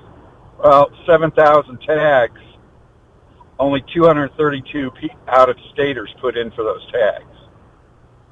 So it's mainly locals. Yeah, it's got. I know one guy that put in almost 40 people. Wow.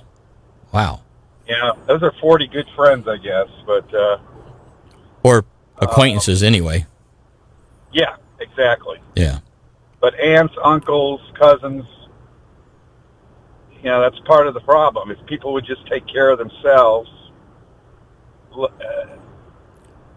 but it's never going to be that way. That's a fantasy at this point. So,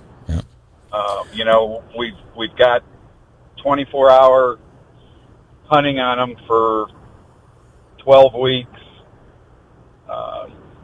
When I went and spoke at the commission meeting about it, that's real. We're only one of alligators are considered big game by Safari Club International, and there's no other place in the States where a big game animal is hunted for 24 hours straight for 3 months.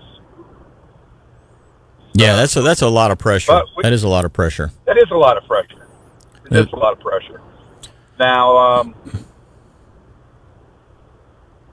I lost my train of thought. Well, that's okay. We're up actually. I was going to say we're actually up against our break, but that was some great information, Jeff. We really appreciate that call. No worries. Like I said, hit them with the facts, and those kind of threads will shut themselves down right away. Absolutely. Well, buddy, we appreciate. Or you get kicked off the site for being right. Well, we appreciate the call this morning and the background on the gator tags, which gator season is going to start real soon. We'll talk with you a little bit later, and once again, it was great having you over at our anniversary dinner the other night. Appreciate you coming. For the invite. All right, Talk buddy. to you guys later. Take care. Gang, we're going to take our next break. When we come back, we got a whole lot more, so don't go away. Saul and I got lots to talk about when we come back. We catch Memory Outdoors.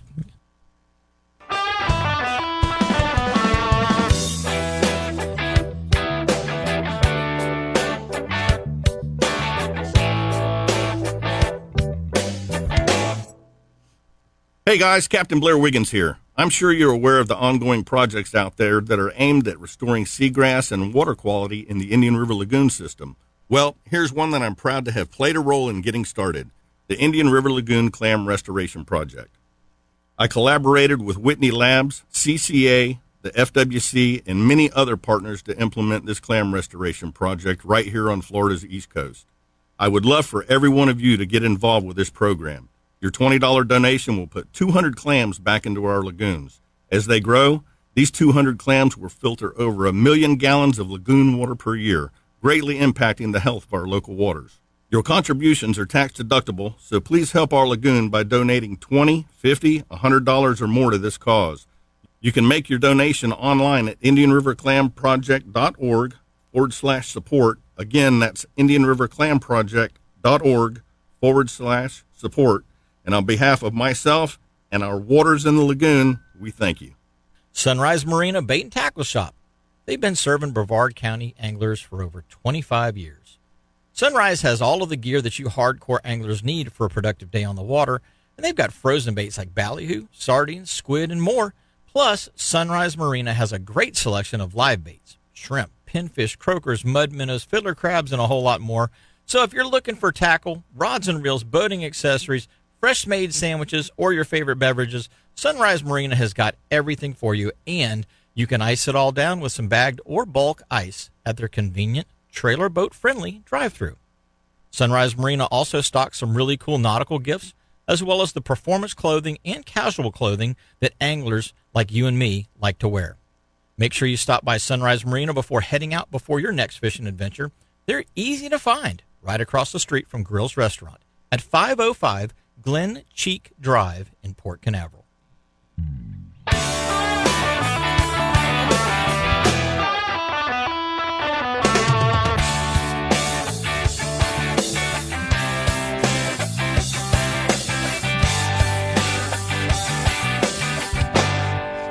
Hey guys and gals, welcome back. This segment of the show is brought to you by Mudhole Tackle. Obviously, the NLBN event is going on over there today. You guys and gals don't want to miss it, so stop over there and check it out at the Oviedo location of Mudhole Custom Tackle right there at Component Loop. Fantastic sponsor of the show, just came on this year. We appreciate those guys and gals over there, and they are constantly doing things the right way. So if you live in that East Orlando area, check them out. If you haven't given it a try, you need to swing by, and today would be a great day to do that with this huge event they have going on. So we thank those guys up there. The other thing we need to do real quick before we get back to the actual talk is we need to talk about the Starbright Cleaning Solution segment. And one of the things that people don't do enough of, in my opinion, is they don't take care of the inside of their motor. And the easiest way to do that is with Starbright Salt Off. Starbright makes a product, and I've got, for those of you that are on Facebook, you can kind of see it here. I've got the quart bottle with the applicator that goes with it. So you can buy this combo pack at a lot of your different retailers where it's got the hose hookup that you can hook right to the flusher on your motor, and you can run Salt Off through the motor, and the Salt Off strips the salt, which then creates the corrosion and contaminant scenario that you get in your passages, in your water passages. This strips the salt out so that it doesn't get a chance to take hold. So what I do with mine is I fill the little cup up with the Salt Off. I hook it up to the hose. I rinse my boat down with just regular water. I scrub my boat down with soap and water.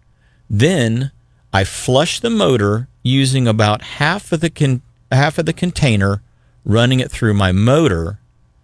And then I turn that off. I have it on just got a simple on-off switch. I put my spray nozzle back on, and then I spray the undercarriage. All of my trailer gets sprayed with Salt Off. All of my motor, my jack plate, my power poles, my trolling motor, and then whatever residual is left, there's just a little bit of tint still left in there, so getting diluted as you would imagine. I spray the whole top deck down, and it creates a nice, clean sheen, if you will, with the PTFE product that's in the Salt Off, and it protects you for when you go back from the time you stop washing to the time you go back out. And most importantly, your trailer brakes I wash down with the Salt Off, and it really makes them last a much longer period of time. So that's one of the things that you guys and gals can do. The other thing I do with it is I'll take about an ounce and mix it to about 16 to 30 ounces of water, depending on the size of your spray bottle, half an ounce to an ounce, and I spray down my reels and my rods with the Salt Off at the end of the day. And people are like, how do you keep your stuff in such great shape? That's one of the ways. I use Salt Off. The other thing I use, obviously, you guys have heard me talk about it in the past, is the Blakemore Real Magic product. Both of those products keep my gear looking good for a really long time, even though they're under heavy use every single day of the week almost. They're still in good shape after a year and a half of having them. They don't look like they've been beat around for a year, in saltwater conditions. So Salt Off is a great product, and you guys can use it in a lot of different ways, but those are the ways that I use it, and I think that you guys and gals should go check it out. Get the Salt Off with the applicator, and you can take care of your whole boat, your whole trailer, and flush your motor all at the same time. Saul, we had a crazy thing happen here with red snapper. Very crazy. People are extremely discontent with the government, let's just say the government at this point, because it's both sides. And we talked a lot about this on last week's show, and we're going to touch on it on this week's show, because there are some things that we talked about last week, and a lot of them were opinion-based and emotion-based. In fact, we had Captain Mike Mann had joined in with Captain Eric Myers and myself on part of that discussion. And a lot of that is not necessarily fact-based information. But to shut down the fishery the night before the opening, within hours of the opening, when people had planned in many cases, their weekend vacation, or in possibly even a week's vacation, around being able to go harvest snapper as well as those other fish, but snapper being the most prominent of them, simply because we haven't been able to take them, and two, because they're so readily available. I mean, they're everywhere. For those of you that follow the Catch a Memory Outdoor Facebook page, I posted a picture of a fish we caught yesterday. While we're fishing for flounder. We're flounder fishing. We're literally flounder fishing, and we catch a 24-pound red snapper on the boga grip. So it wasn't. This isn't an estimation. Yeah. This is a factual weight, because my boga grip is IGFA certified. Mm-hmm. I get it recertified every year. So, 24-pound red snapper. Now, this was the only fish that we landed of what I'm going to say was probably 8 or 9 that we hooked on various bottom structures. And so, if you're not specifically targeting a species, and yet that species is so abundant that you are catching that many of them, it is very difficult for the average Joe and myself as the professional to understand why there is a closure of any shape or form at all. Mm-hmm. But then I was talking, so in this week's progression of my knowledge progression on this subject, because I was not up to speed on this, okay? In this week's progression, what I found is that I feel, and I hate, this is not going to be a popular opinion at all with recreational anglers. This is not going to go well. But I'm going to say it anyway, okay, because this is my opinion on the subject. Spoke with Jimmy Williams. Jimmy does some commercial fishing. He does some recreational fishing. He's just a good all-around source of knowledge because of his background. Last year, we had a 2-day season, okay? We were allocated, I think it was 200 and something thousand fish for the recreational sector for 2 days. In 2 days, of the reported fish, not the unreported fish, of the reported fish, we overshot that as a recreational group by over 2,000 fish. And you think to yourself, well, what's 2,000 fish? Well, think about it again. What is 2,000 fish? That's a pretty healthy percentage to overshoot on a 2-day season where it wasn't the ideal conditions. It wasn't pristine, flat, calm conditions. And we still, even though the seas were rough and maybe some people didn't go, we still overshot it by 2,000 fish. If you open up a 39-day season and you unleash the recreational sector on that, what does that number turn into? Good point. Never thought about it that way. I didn't either. And I was mad. I was mad last week that they had shut me down because I was losing personally losing money because I had specifically targeted customers to go on those types of trips, and then to have the rug pulled out from under you.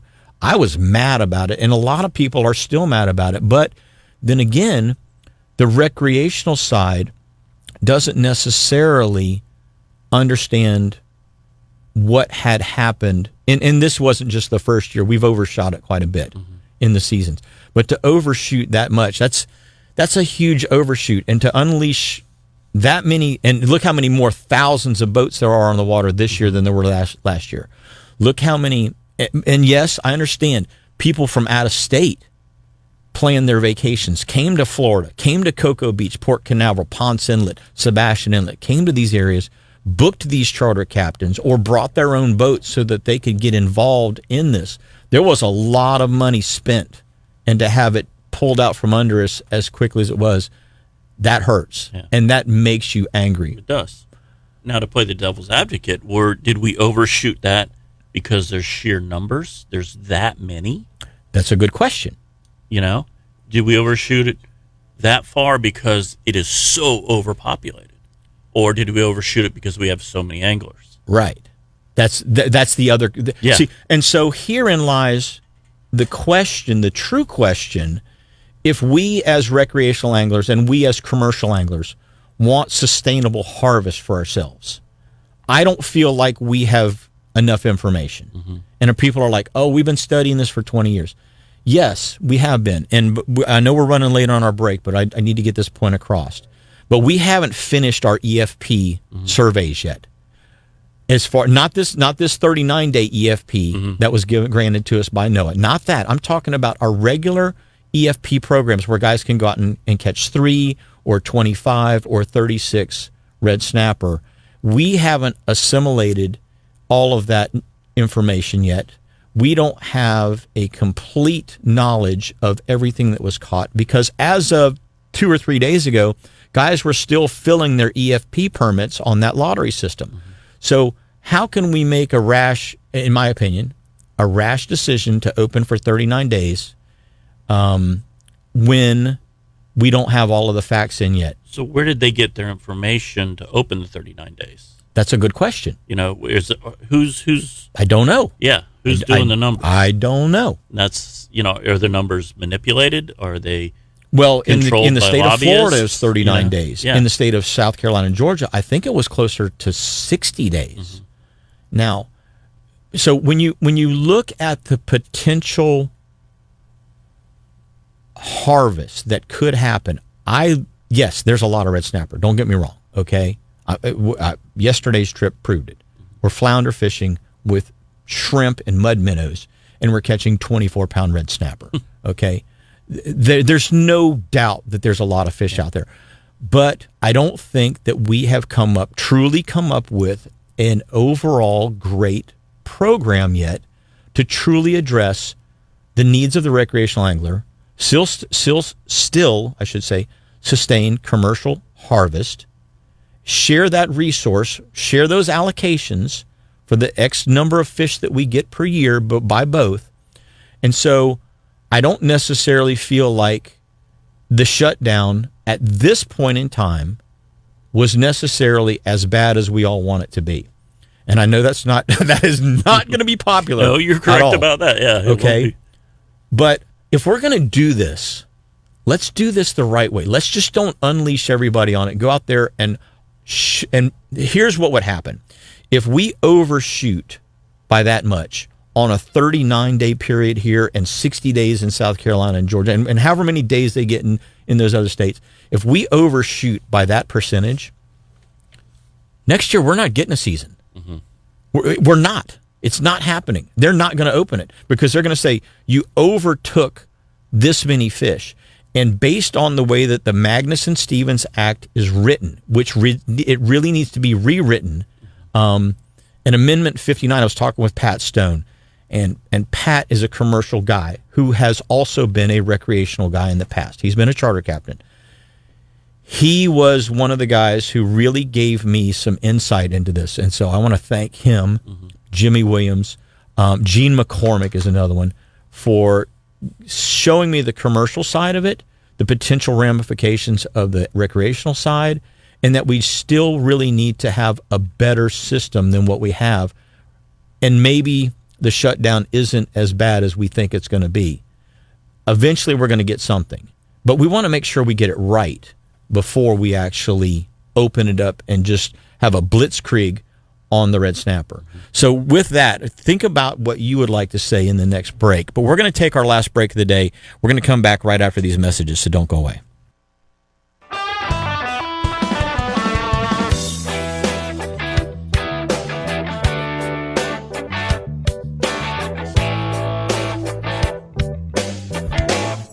Startron enzyme fuel treatment makes all engines run stronger, smoother, and helps them get better fuel economy. The enzymes in Startron improve the quality of all fuels so engines start easier, even if they haven't been run for several months. Don't just stabilize your fuel, tune it with Startron. Startron enzyme fuel treatment can also be used in 2- and 4-stroke engines, trucks, lawnmowers, generators, motorcycles, four-wheelers, basically anything that runs on gas. You can also get Startron diesel fuel treatment for your truck, boat, or tractor, or construction equipment. If you want to fuel more power, tune your fuel with Startron. Is your home under attack from pests or termites? Or have furry wildlife made themselves way too comfortable in your attic? At Integrity Pest Management, they specialize in getting rid of pests, termites, and wildlife safely and effectively. With years of experience and commitment to integrity, they protect your home from unwanted invaders using eco-friendly and efficient solutions. Don't wait for the damage to pile up. Call Integrity Pest Management today for a free inspection and let them restore peace and security to your home. Call 321-637-1199 or visit them at integritypestmanagement.com. Integrity Pest Management, where your home's safety and your peace of mind are their top priority.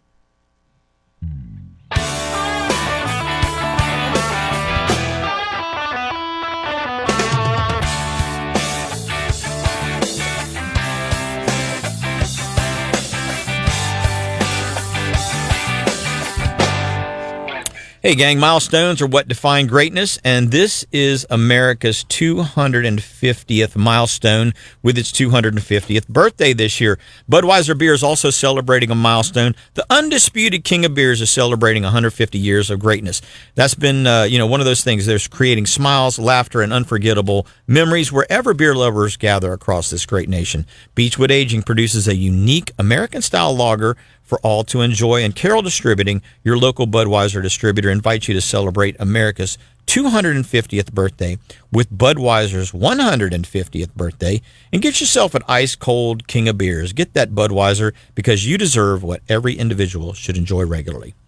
This segment is kind of a short segment, Saul. We kind of ran over on that last segment, but I mean, from a tackle store standpoint, because you're not a red snapper fisherman, but from a tackle store standpoint, what kind of sales were you seeing? What kind of economic boost were you seeing because a single species was going to be opened? It was incredible. It was almost like Christmas. People were, we bought extra bait. We have coolers full of bait. We made up 20 to 30 snapper combos. People to come in, just buy. Probably sell them all. Yeah, they were selling. Everything was selling. Yeah. We were having banner days. Incredible amounts of sales. People were excited. They were super pumped about this. Yeah. And it's like I was telling you, it's like Santa came to town, but then the government took your presents. Yeah. Or the Grinch came right behind The you. Grinch came right behind Yeah. and pulled your presents out from under Yeah. you. And it really left a sour taste. They did it wrong, I believe. In my opinion.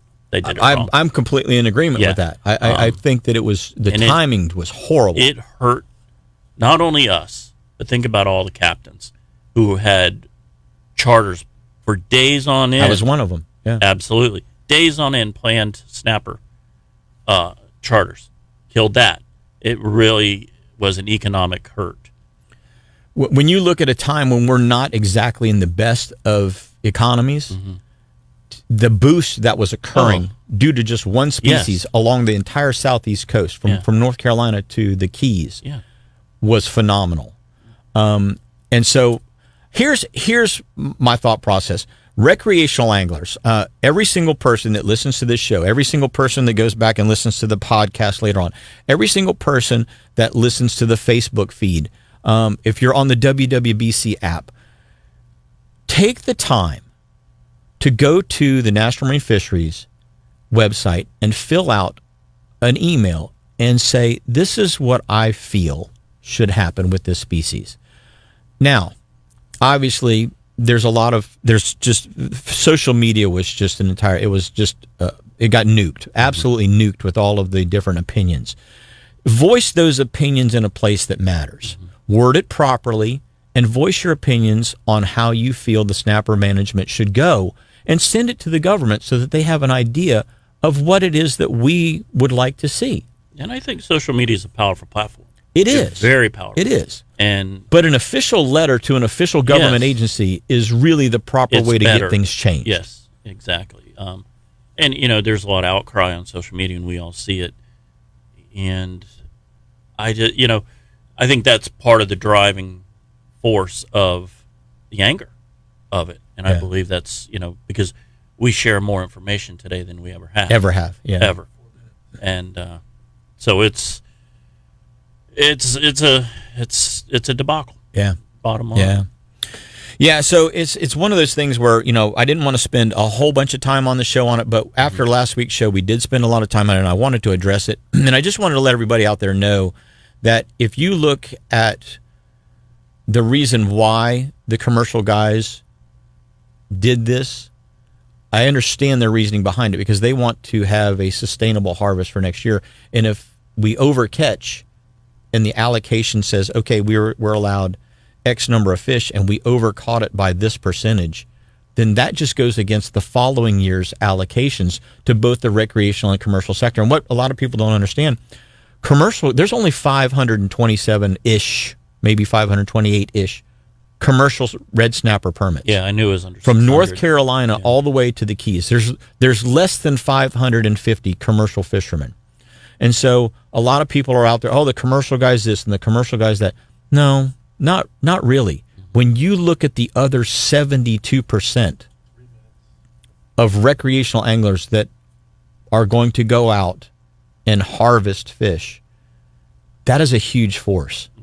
That is an overwhelming force in some cases to unleash that number of hundreds of thousands of anglers, potentially 1 million anglers, on that resource. More thought needs to be put into it than what was put into it. 1 million fish a day times 39 days. Let's do the math. Potentially, yeah. Potentially 39 million fish. We could so overcatch what the Magnuson-Stevens Act allows us to catch that would then shut it down. So what we need to do is find an amendment. And I would say let's go back and let's look at Amendment 59. Let's tweak it a little bit maybe. But we need to look at an amendment to the Magnuson-Stevens so that we can get, more catch shares available to both sectors, recreational and commercial. The allocation needs to be raised based on the number of fish out there, I feel, based on the knowledge base that I have, which isn't perfect, but we all are kind of in agreement that there's more fish than what are maybe we're being allocated. And what we're being told. Right. And two, let's look at some variations to that Amendment 59 to maybe we'll close down bottom fishing on this section of reef for a couple of months. I mean, we already have that on the Okolina Bank out of Sebastian. There's parts of the Okolina Bank that you can't fish, for that reason, to try and use it as a safe haven for fish. Yeah. It's just, it's so convoluted and there's so many opinions on it. But what I would say is, the two things I would say is get more involved. Social media is okay, but get more involved. Involve yourself in the government portion of the process. Write that letter, even if it's only 3 or 4 lines. Write that letter and say, hey, this needs to change, and maybe your suggestions on it. And that way, we can create a better framework for the next amendment that potentially comes up, and hopefully we can get this whole thing out of the way, and we can get back to catching red snapper again. Because that's in the end game, that's all we want. Yeah. We want to catch snapper. Yep, absolutely. Well, buddy, I really appreciate you coming in. I appreciate you having me, and this has been the fastest 2 hours of my life. A couple of things real quick. We've got the FSFA tournament coming up this coming week. The captain's party's Friday night, and you've got a big Father's Day event coming up. We have a Father's Day event on 6/20, Shimano event. Benny Ortiz, factory guys are going to be there. And also on August 6th is the Swordfish Shootout Party. August 8th is the weigh-in, and August 9th is our awards banquet. From the guys down at Strike Zone. Yep, and it's going to be at Saltwater, the old Captain Butcher's, so Saltwater, whatever it's called now. I forget. Gotcha. All righty. For more information, stop in and see Saul at Strike Zone, and until next week, do exactly what he and I are going to do. Get out there and catch yourselves a memory.